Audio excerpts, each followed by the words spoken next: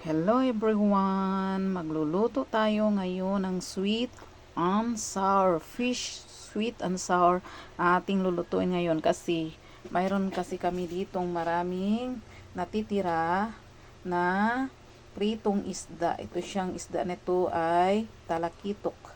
Piniprito namin tapos ito mayroong natira. Alam mo naman, masarap lang ang lahat. Masarap pag bagong luto, tulad sa bagong saing, bagong lutong ulam, bagong prito, masarap lang yun. Pag malamig na, lumalamig na, lalo na pag nabahaw na, hindi na nasarapan ang kumakain. Katulad lang ng pag-ibig.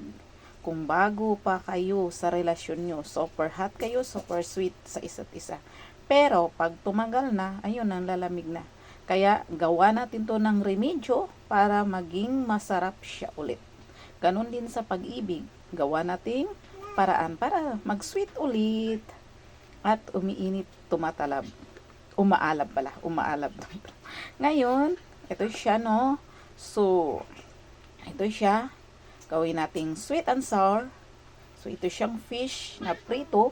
Kasi fish, sweet and sour ang gagawin natin. Tapos ito siyang ingredient, carrots, bell pepper, at saka ito siyang bell pepper na red and green. Pero kalahati-kalahati lang nilagay ko kasi sobrang dami naman pag isa. Tapos white onion, nagkuha lang din ako ng konti ng white onion. Tapos bawang sibuyas, panggisa kasama ang mantika. Tapos yung gawin kong pang sour niya ay ito siyang orange tang with pineapple tidbits at ang palapot ay ang cornstarch. So, let's cook. Painit lang natin mantika natin, tapos ang kawali, pinapainit lang natin kawali, tapos nilagay natin ang ating mantika. Ito na lang palang mantika na piniprituhan ko ng isda, ang ilagay ko para masarap siya. Kasi nasa ang lasa dyan sa ng isda. Yan, ilagay natin. Pagkainit ng mantika, ilagay natin ating bawang sibuyas. Halo-haluin lang natin hanggang mag-golden brown. Ilagay din natin ang ating carrots. Linagay na din natin ang ating green and red and green bell pepper, then white onion.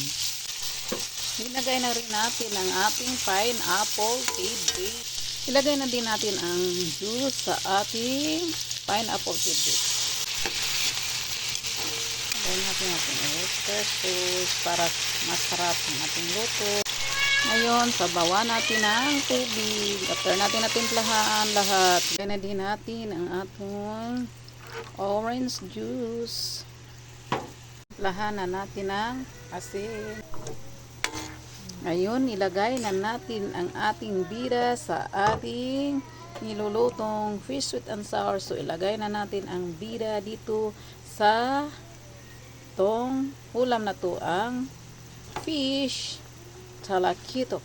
Tapos may isang tamarong sa Bisaya, matambaka sa Tagalog. Ilagay na rin natin ang ating cornstarch na ating itunaw sa tubig. Ayan, luto na ating sweet and sour. Ano pala, yung sa sweet and sour, wala akong sugar na pinakita kasi ang sugar niya kasama na doon sa tang orange juice. Diba, matamis na yung tang orange juice, kaya doon na yung sugar niya. Luto na ang ating fish sweet and sour. So, ready for lunch na ito.